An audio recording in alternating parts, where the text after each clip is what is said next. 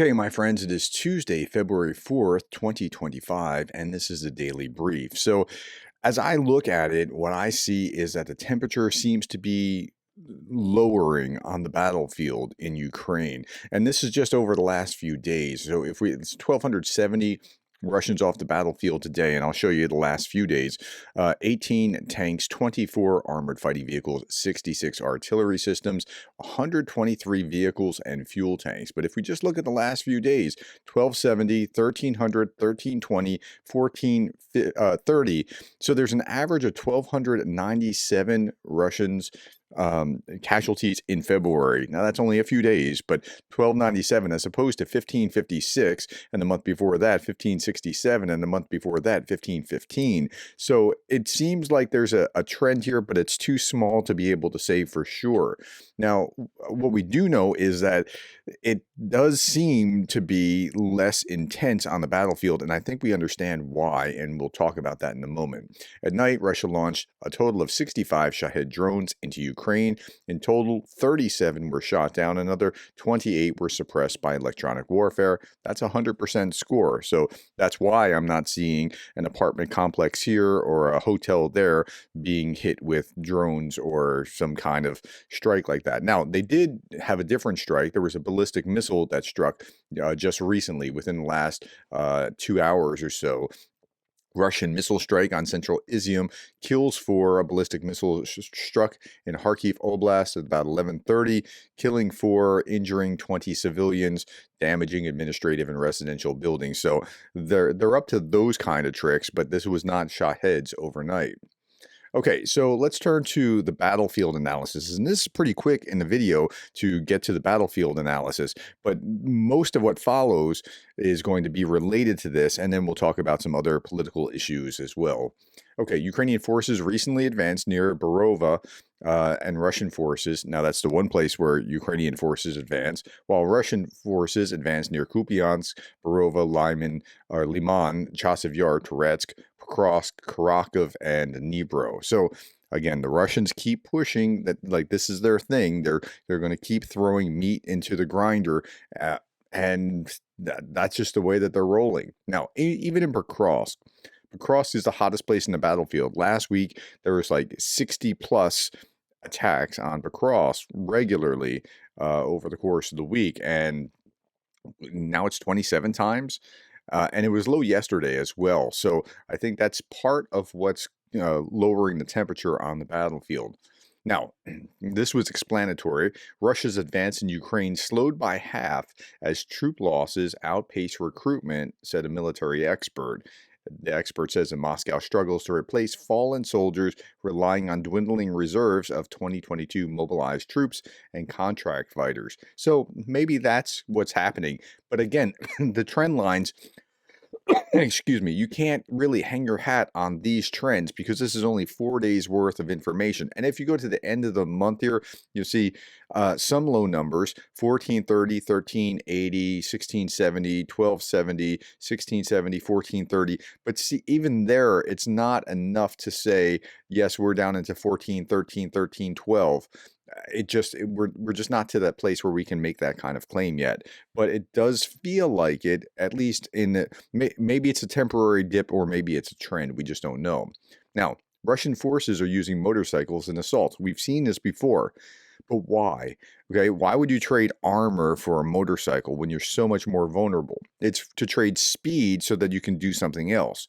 Attempting to break through Ukrainian defenses, the commander of the Antar's UAV battalion, he explained that this tactic aims to force Ukrainian drone operators into direct combat.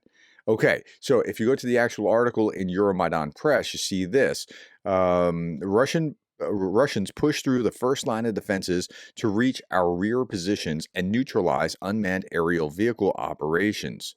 This disrupts both communication and aerial reconnaissance, as operators must shift to frontline combat instead of monitoring the battlefield.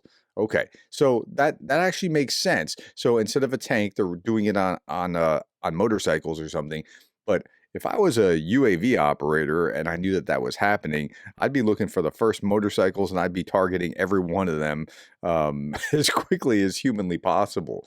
So, okay. Now, Russians are also trying to compensate for the lower number of soldiers that they have, or how quickly, I should say it like this, how quickly they expend the soldiers on the battlefield. So, Russians with syphilis, psychosis, and hypertension will be fit for service in the Russian army. Such a bill was developed by the Ministry of Defense. The media reports, according to the draft, the criteria for conscripts and servicemen will be updated. People with syphilis will be considered fit with restrictions instead of limited fit. And contract soldiers with psychosis will be recognized as fit with minor restrictions. That means that you can get sent right into the battle. Ministry of Defense also intends to update standards for skin diseases such as eczema and psoriasis. Okay, so they're trying to cast a wider net in order to put more men into the front line. The ISW has previously assessed that Russian battlefield commanders are either complicit in or enabling their subordinates to execute Ukrainian POWs. And we've seen a number of cases with this where apparently it's reported that they have observed, the UNHRMMU has reported that it has observed Russian forces execute 79 Ukrainian POWs in 24 separate incidents since late August of 2024. Okay, now around 50,000 troops in Ukraine from all branches of Ukraine's armed forces are being transferred to the land forces of Ukraine to replenish combat brigades and begin full-scale rotations, according to a UP source. This marks the first major rotational war effort in 3 years. So to try to relieve those forces that have been languishing on the front line for literally years on end. So you have these other people from other branches, maybe National Guard type or border guards or things along those lines, and rotate them in and rotate the others out so that they can get some rest and recover. They only have so many resources, and their mobilization effort is actually increasing, but yeah, that's the best they can do right now, but it's a necessary thing. Okay, Maxim Butevjeshk, I slaughtered that name, I'm so sorry, was held in Russian captivity for 2 years and 4 months. Here's what he says about the enemy Ukraine is fighting against. Quote, "It's a complete disregard for people. When the state is everything, personified by a particular leader at the top of the pyramid, a leader, Führer, a national leader, an emperor, president, whatever you want to call it, and people are expendable. And people are sacrificed to the fantasies that arise in the head of this leader. This is a world completely opposite to the worldview of most of us. We are not just defending territory. If, God forbid, we fail to withstand, we will be absorbed by this world and this worldview. And we cannot allow this to happen to ourselves, to those around us, to our children, to future generations." I think he's spot on. That's right. And the way that the Russians treat people or think about people as a resource as opposed to the Ukrainians, how they think about their human resources is so stark. It's just incredible. Okay, Russian war bloggers say that Russian soldiers are taking huge casualties trying to capture the strategically unimportant Ukrainian village of Novohorivka because commanders have prematurely and falsely claimed that they have already captured it. Why are they doing that? Well, they claim that in order to look good to their superiors, except if they lie about it and they didn't actually capture it, that's why they're taking these massive casualties. So lying's part of the deal. The Ukrainian security service foiled a T attack in Rivne, detaining 2 Russian agents plotting an explosion near the district police department. Now, we talked about this yesterday. There were a lot of these kinds of attacks, these bombings, and I got the real story behind this in this video. I got together with Greg Terry, and he was explaining to me what has actually happened here. So I understand what has happened with the bombings where Ukrainians were bombing recruitment centers, and it's pretty fascinating. So if you haven't seen this video, please go back to that one. But Greg in that video told me that this had just happened. It was about to come out before it came out. So he's got his ear to the ground in Ukraine. Meanwhile, Russia's mayor of Severodonetsk, this is temporarily occupied Severodonetsk in occupied Luhansk region, was arrested by the Kremlin for banditry and kidnapping, which it seemed like banditry was part of the job description, but okay, he's been arrested for some kind of corruption against the Russians while he was a puppet of the Russians against Ukraine, which is kind of interesting. Slovak Prime Minister Robert Fico claimed that Ukraine ordered the Slovak government to be overthrown, alleging that 160 people received instructions to organize protests and seize government buildings. I'm not sure where he's getting his evidence or that he even has evidence, but that's what he was claiming. Okay, U.S. weapons shipments to Ukraine paused briefly before a weekend restart.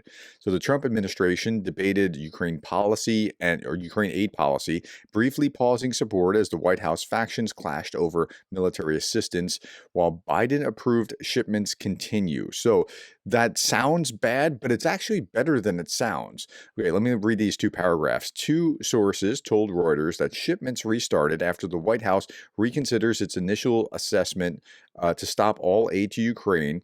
A U.S. official revealed internal divisions within the administration. That's bad, right? It's the internal divisions. You don't want that. Regarding the extent of continued military support to Kyiv's war efforts using U.S. stocks. The temporary pause marks the first visible indication of intense debate within the Trump administration regarding Ukraine policy. The administration has yet to announce any new aid package since taking office, although shipments authorized under Biden continue due to existing backlogs. But what's good is that it did continue because they could have put the kibosh on it entirely. So that it continued tells me a little bit about how Trump is thinking about putting pressure on Putin potentially. And I think that's important that it did continue, and that's a net positive, even though there's an internal debate. Okay. In conversation with Tucker Carlson, Robert Kennedy Jr. claimed that the U.S., through USAID, funded the 2014 Maidan in Ukraine with $5 billion US dollars. He also previously alleged that the U.S. had created biological laboratories in Ukraine for the purpose of developing biological weapons for the Pentagon. Now, the reason that I'm pointing this out is twofold. One, we're talking about through USAID. That's how the coup, it's not a coup, but that's how they talk about this in Russia. And that's how he's explaining it here, how this was actually happening. And he's actually about to be confirmed potentially today. I think it's RFK Jr. for Health and Human Services and Tulsi Gabbard today. So we're going to be watching for that. Now, Tulsi Gabbard's going to be terrible if she's confirmed. I just don't trust her. But Robert F. Kennedy Jr., despite the nonsense he was spewing to Tucker Carlson here about USAID, coup, Maidan, all this stuff, he's not really a major player in any policy related to Ukraine. Health and Human Services is probably not going to have much of an effect on Ukraine going forward, but I really don't like seeing this. Okay. The ISW continues to assess that Russian and Ukrainian forces are engaged in a technological offensive-defensive race to adapt and innovate their strike and anti-drone capabilities. That Ukraine's ability to field technological adaptations at scale ahead of Russian adaptations is crucial for Ukraine's ability to offset Russia's quantitative material advantages. Okay, Russia has more men. If Ukraine can use drones more effectively and adapt quicker, they can neutralize that threat. And that's all it's saying here. And so here's one example of this kind of thing. Ukrainian company Robotized Complexes has unveiled the Plyushch, I mean, to correct me if I'm misstating that, I probably am, ground drone with a 10-meter retractable mast. It can serve as a radio relay or EW station, operating remotely and silently. Its range is 40 kilometers. It can reach speeds of 9 kilometers and is deployed in 80 seconds. So this thing can create a repeater so that their drones can go even further and farther, right? I mean, it can have a greater reach because of this, essentially setting up a tower somewhere quickly. I thought that was really interesting. Here's an interesting story as well. Mariupol defender Hennady Zeleny, a Ukrainian Marine, escaped Russian captivity after witnessing POW executions. He hid for 9 months in occupied Mariupol before being rescued by the Ukrainian Navy. How about that? 9 months on the run. Finally, my friends, I'll leave you with this. On this day in 2022, some ice cream makers decided that they knew more about the war than Clausewitz. Clausewitz's On War is a classic in the field, and he called on Biden to stop putting the Russian army in invasion mode on Ukraine's border. Well, how are they doing this? Now, Ben and Jerry's ice cream is known in the United States, and Ben and Jerry are both notoriously very liberal, very anti-war, that sort of thing. Okay, and they said this: you cannot simultaneously prevent and prepare for war. We call on President Biden to de escalate tensions and work for peace rather than prepare for war. Sending thousands more U.S. troops to Europe in response to Russia's threats against Ukraine only fans the flames of war, they said on February 3rd, 2022. Well, we know that policy doesn't work very well. We found out the hard way that this kind of approach only emboldens a dictator. All right, I'll leave you with this last picture: a furry gunner in the ranks of the AS-90 artillery crew. It's really interesting how cats and dogs have been so morale boosting for the soldiers out in the field. Thank you, my friends. Thank you for your time. Thank you for the likes and the shares and the subscribes. And thank you for being the kind of person that cares about Ukraine.